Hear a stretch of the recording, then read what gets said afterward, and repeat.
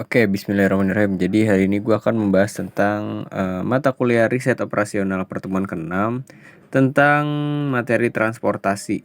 Jadi di sini ada contoh soal. Misalkan TV yang diproduksi disimpan di 3 gudang, yaitu Jakarta, Semarang, dan Surabaya, yang masing-masing memiliki daya tampung sebesar 150, 200, dan 100 unit. TV tersebut hendak dikirim ke 3 distributor yang berada di Bandung, Yogyakarta, dan Malang. Biaya pengiriman per unitnya TV-nya itu merupakan dalam puluhan ribu rupiah. Dari gudang ke distributor tampak dalam tabel ini. Nah, jadi soal cerita itu kita rubah ke dalam tabel. Jadi sini di dalam gudangnya itu di sini dari Jakarta, Semarang, dan Surabaya menuju ke distributornya itu Bandung, Jogja, dan Malang. Nah, di Jakarta. Di sini jadi cara bacanya itu kayak gini. Jadi pengirimnya itu atau sumbernya itu berasal dari Jakarta, Semarang, dan Surabaya menuju ke Bandung, Jogja, dan Malang. Jadi Jakarta, Semarang, dan Surabaya itu gudangnya. Bandung, Jogja, Malang itu kayak suppliernya gitu lah. Dia butuh supplier gitu. Nah, jadi di Jakarta itu dia memiliki cuman ada 150 unit. Ini persediaan daripada si ini ya, gudangnya. Di Semarang cuman punya 200 unit, di Surabaya cuman punya 100 unit.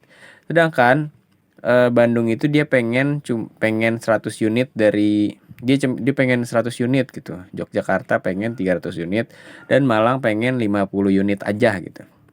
Nah, jadi di sini kebutuhan sama persediaan itu udah pasti nilainya itu sama gitu tetap. Kalau coba kita jumlahin nih, 150 tambah 200 itu 350, ditambah 100 yaitu 450.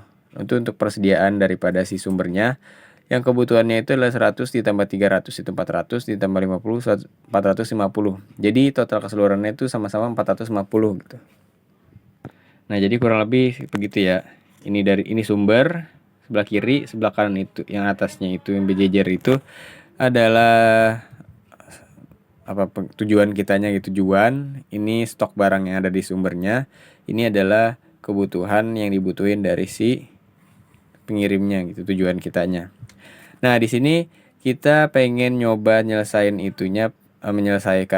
menyelesaikan dengan cara distribusi pengiriman TV yang berbeda akan menghasilkan biaya pengiriman yang berbeda juga gitu. Jadi kita pengen coba deh. Misalnya di sini kan kita karena si Bandung itu butuh 100 barang, Jogja butuh 300 barang, dan Malang butuh 50 barang, sedangkan di Jakarta cuma ada 150 barang, di Semarang cuma ada 200 unit, maksudnya 200 barang lah gitu. Di Surabaya cuma ada 100 barang. Nah, gimana cara kita mecahin biar semuanya rata gitu? Nah, di sini kita punya asumsi pertama gitu. Di Jakarta kita pengen ngirim ke Bandung. Bandung itu kan butuh 100. Jadi kita di persediaan Jakarta punya 150. Oke, berarti kita bisa ambil 100 barangnya aja nih buat ke Bandung gitu. Jadi kita kasih 100 unit atau barang ke Bandung, otomatis selesai terpenuhi gitu untuk Bandung. Jadi persediaan yang ada di Jakarta itu sisa 50. Nah, 50-nya kita pengen kirim kemana nih? Ke Jogja atau ke Malang? Gue pengen kirim ke Jogja deh 50-nya. Jadi persediaan yang ada di Jakarta itu udah habis karena udah dikirim ke Bandung sama ke Jogja. Sisanya kita kan di Jogja itu butuh 300, berarti dia baru dapat 50 dari Jakarta, jadi dia sisanya 250 unit lagi yang dibutuhin. Nah, selanjutnya kita ke Semarang. Semarang ini kita pengen ngirim nih, gue pengen ngirim ke Jogja gitu sebesar 150. Sedangkan kan dia ada 200 unit. Gue pengen pecah jadi 150-nya ke Jogja, 50-nya ke Malang gitu. Atau bisa misalnya 100 ke Jogja, 100 lagi ke Malang. Tapi ini 150 aja dan ke Malang 50. Jadi persediaan yang ada di Semarang itu otomatis sudah habis karena udah dipecah ini ke Jogja dan ke Malang. Nah, ini untuk yang Jogja itu kebutuhannya udah terpenuhi baru 200, dia butuh 100 lagi. Nah, kita ke Surabaya. Surabaya cuma punya ada persediaannya 100. Nah, pas banget nih. Surabaya kita kirim ke Jogja karena Jogja itu membutuhkan 300 unit sedangkan tadi baru 200. Jadi semua masalah terpenuhi gitu. Semuanya. Itu untuk cara pertama. Setelah kita dapat semuanya, kita hitung total biayanya gitu. Nah, di sini cara ngitung total biayanya itu adalah Lihat, ini kan tabel yang tadi pertama ini kan satuan gitu. 3, 5, 7, 6, 4, 10, 8, 10, 3. Ini beda gitu. Ini maksudnya apa? Ini adalah harga satuan gitu. Jadi maksudnya kayak eh harga distribusi dari Jakarta ke Bandung itu sebesar 30.000. Ini kan tadi kan harganya itu biaya pengiriman per unit TV-nya itu ada unit TV itu dalam puluhan ribu rupiah. Jadi ongkir lah gitu. Ongkirnya dari Jakarta ke Bandung itu sebesar 30.000, dari Jakarta ke Jogja 50.000, terus dari Jakarta ke Malang itu adalah 70.000. Selanjutnya dari Semarang ke Jogja itu 40.000, Semarang ke Malang 100.000, Surabaya ke Jogja itu 100.000. Nah gitu. Jadi untuk nilai yang ada di selnya itu kan memiliki nilai satuan. Nah itu dikali.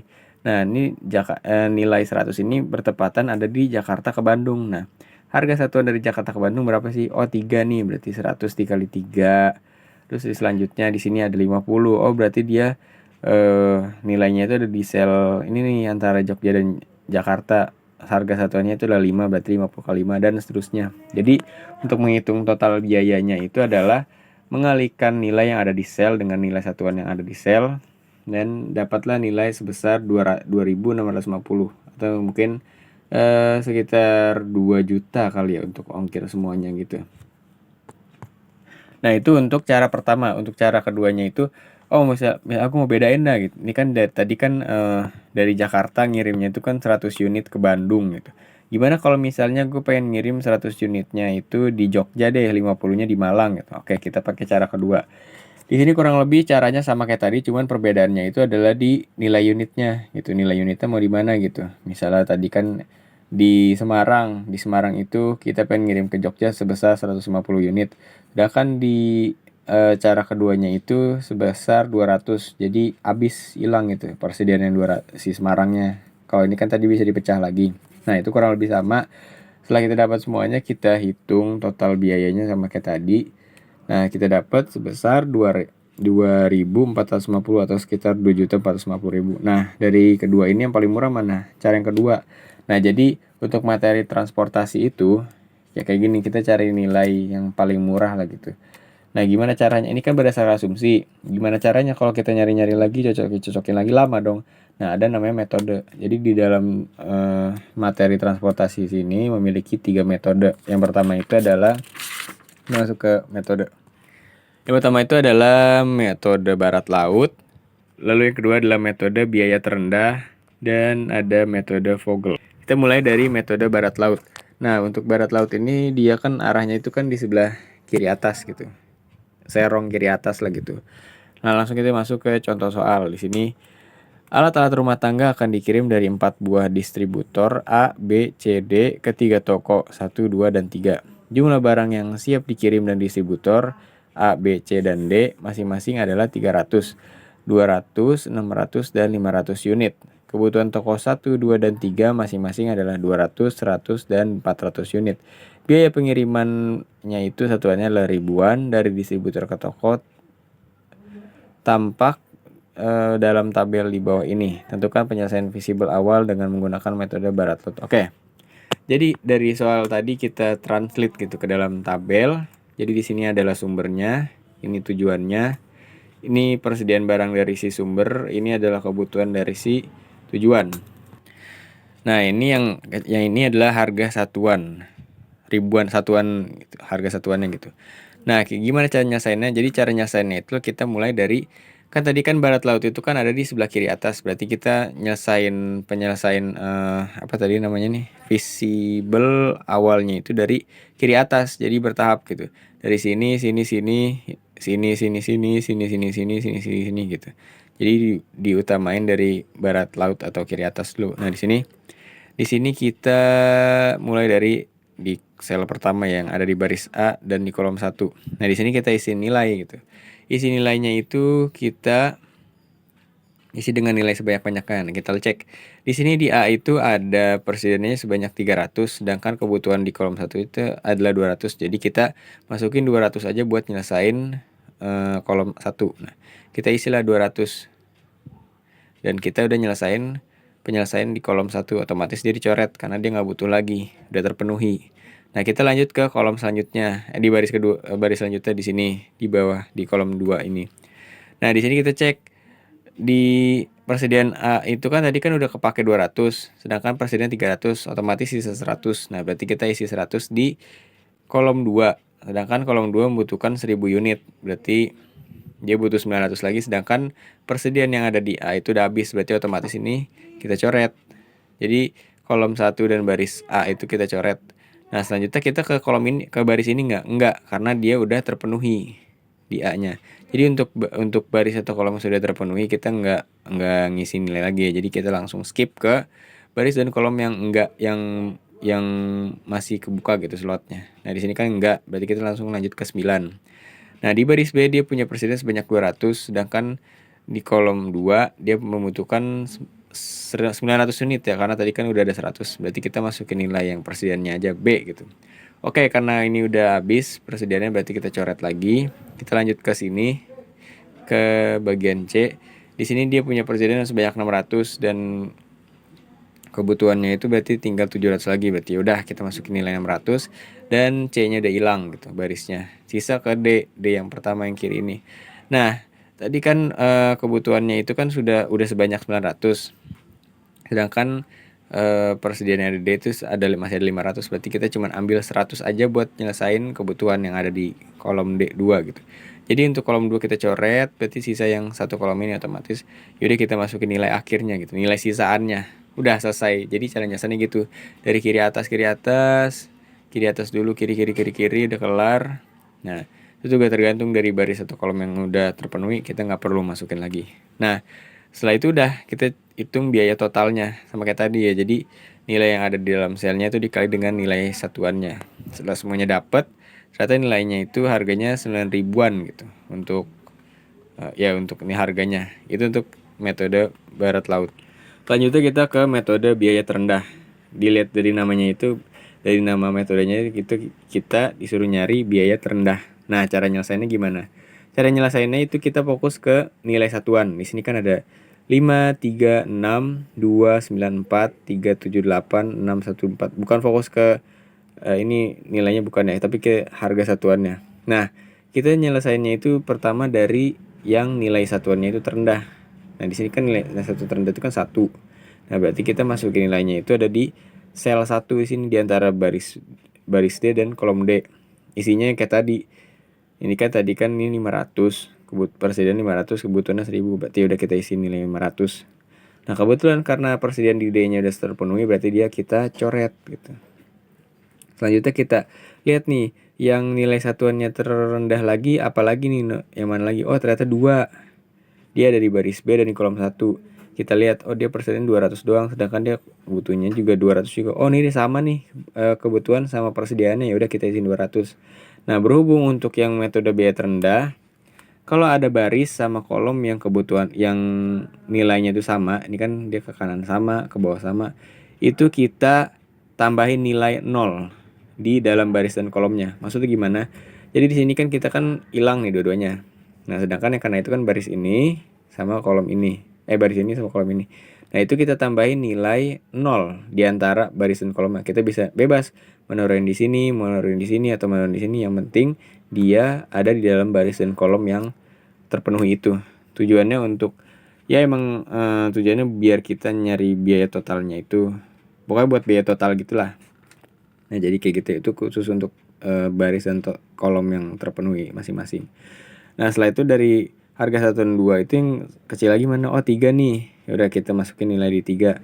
Dia itu persediaan yang ada di baris A dan kolom 2. Baris A-nya cuma ada 300. Ya udah kita isi 300, sedangkan dia masih butuh berapa lagi gitu tadi. Nah, setelah itu dari 3 itu kita isi nih di mana? 4 nggak bisa karena kan dia udah dicoret, udah terpenuhi di B-nya. Ini juga ada 4. Nah, di sini kalau misalnya ada nilai harga satuannya 2 gitu, sebanyak 2, maka kita pilih salah satu. Kita mau mengisi angka di sini atau di sini, bebas. Jadi begitu, karena ini berhubung udah terpenuhi ya ini ya, baris B atau kolom baris B-nya. Ini juga baris D-nya udah terpenuhi, jadi kita skip ke nilai terkecil selanjutnya. Selanjutnya itu ada di 5 udah terpenuhi, 6 udah. Nah, kita ke 7. Di Di 7 ini kita punya persediaannya itu sebanyak 600 dan ini kebutuhannya 1000 karena ini udah diisi tadi, jadi kita cuma butuh 200 aja dan sisanya kita taruh ke sel selanjutnya. Nah, itu untuk biaya terendah ya. Nah, setelah itu jangan lupa kita cari biaya total sama kayak tadi. Nilai yang ada di sel itu dikali dengan nilai satuan dan dapat harga sebesar 6.400. Wow, lebih murah ya dari sebelumnya. Selanjutnya kita ke metode Vogel. Metode Vogel ini dia lebih susah dari dua metode sebelumnya. Tapi nggak apa-apa, ini kita kalau tahu cara kerjanya kita bisa kok. Nah, dia di sini ada tahapan penyelesaian visible awal, tapi langsung ke contoh soal. Nah, di sini kita kurang lebih punya tabel juga sama kayak tadi, tapi cara nyelesainnya itu adalah kita mencari nilai selisih dua angka di antara baris dan kolom. Oke, gimana caranya? Jadi kita mulai dari baris dulu. Di sini kan di baris A dia ada nilai satuan 5, 3, dan 6. Nah, di antara nilai-nilai satuan ini yang paling kecil, dua nilai yang paling kecil itu mana sih di antara semuanya? Oke, di sini kita lihat. Ini ada 5, 3, dan 6. Berarti yang paling kecil dari semuanya itu adalah nilai 5 dan nilai 3. Jadi nilai harga satuan 5 dan 3 itu lebih kecil dari 6. Nah, jadi dua angka inilah yang kita ambil. Kalau misalnya barisnya ada 10 gimana? Tetap, jadi dari 10 baris itu yang kita ambil cuman dua nilai selisih, dua aja gitu, dua nilai selisihnya gitu. Dari yang terkecil. Nah, setelah kita dapat mau diapain? Kita kurangin. Jadi 5 nilai terbesar dikurang 5 nilai terkecil. 5 dikurang 3 hasilnya ditaruh sini, selisih. Nah, ini untuk baris A. Nah, lanjut ke baris B. Di sini ada 2, 9, dan 4. Nilai selisih terkecil keduanya itu adalah 2 dan 4. Oke, berarti 4 dikurang 2. Hasilnya itu adalah 2. Selanjutnya ada di baris C. Nilai terkecilnya itu adalah 3 dan 7. Berarti 7 kurang 3 hasilnya adalah 4. Selanjutnya di D adalah 1 dan 4. 4 kurang 1 adalah 3. Nah, itu untuk baris. Kita juga nyari yang kolomnya. Untuk kolom ini kan dia punya 4 nilai satuan harga. Nah, tetap kita cari 2 nilai selisihnya aja. Di antara 4 nilai ini yang paling kecil itu mana? Oh, ternyata 2 sama 3. Oke, berarti 3 kurang 2 sama dengan 1. Untuk di kolom 2 itu berarti adalah 1 dan 3. Berarti 3 kurang 1 adalah 2. Dan di kolom 3 itu ada 4 dikurang 4. Nih, dia jadi kalau ada nilainya sama, ya udah dikurang senilainya jadi 0. Nah, dari nilai-nilai selisih yang kita punya tadi, kita cari nilai yang terbesar. Di sini kan tadi ada 1, 2, 0, 3, 4, 2, 2. Yang terbesar dari semuanya ini adalah 4. Oke, kita dapat 4. Nah, dari nilai 4 ini kita mau diapain? Nah, dari nilai 4 ini kita masukin nilai di barisnya gitu. Di sini nggak di baris sih, di mana nilai ini ada gitu. Di sini ternyata dia ada di baris C. Oke, dia berarti kita ngisi nilainya di nilai C. Tapi kita ngisi nilainya itu di harga satuan yang terendah. Kita lihat di C itu kan ada harga terendahnya 3, 7, dan 8. Harga terendahnya di 3, maka kita masukin nilai di yang sini, di sel yang C3. Masukin aja, ini dia kebutuhannya persediaannya banyak nih 600, sedangkan dia butuh 200 dong. Oh yaudah, kita isi 200 saja. Dah, kita isi. Nah, itu untuk langkah pertama. Ini gue bikin begini ya. Selanjutnya karena udah diisi. Selanjutnya karena dia diisi, kita lanjut ke langkah selanjutnya. Nah, kita ulang lagi nih. Nah, ini karena dia kolom 1 udah terpenuhi, maka kita coret gitu. Kita nggak pakai lagi. Nah, dari sini kita ulang lagi tadi baris selisih nilai baris dan kolom. Nah, berhubung si kolom satunya udah terpenuhi, maka dia nggak masuk dalam penjumlahan lagi ya, maksudnya pengurangan yang tadi. Jadi kita langsung skip ke 3 dan 6. Jadi kita nggak ada perbandingan di antara dua ini karena dia cuma ada dua nilai. Jadi 6 kurang 3 selisihnya adalah 3. 9 kurang 4 5. 7 kurang 8 kurang 7 adalah 1. 4 kurang 1 adalah 3. Lanjut ke kolomnya.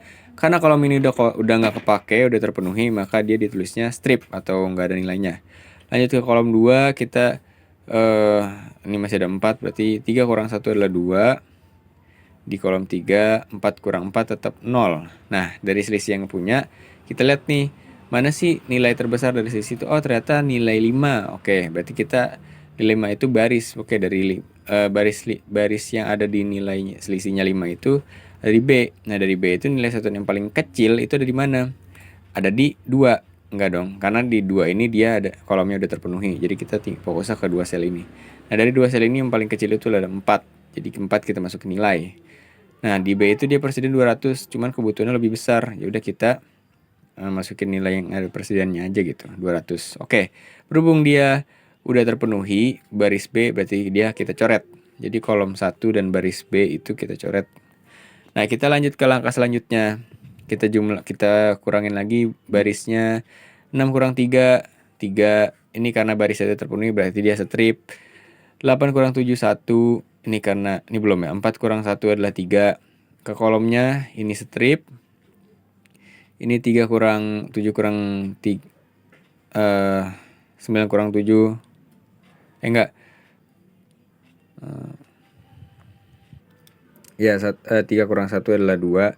Selanjutnya adalah 6 dikurang 8 kurang 6 adalah 2. Nah, dari sini kita cari nih nilai yang terbesarnya itu adalah 3. Nah, 3 ada di baris D. Nah, di sini kita lihat nih.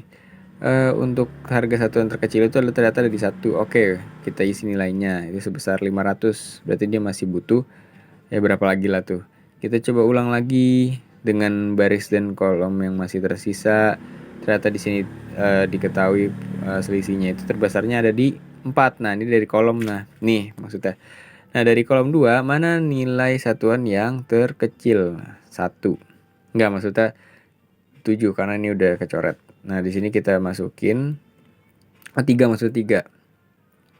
Kita masukin 3, kita masukin 300. Berhubung semuanya udah dicoret semua, ya udah kita langsung tinggal masukin dua-duanya sederet dan selesai. Jadi itulah untuk penyelesaian metode Vogel gitu. Jadi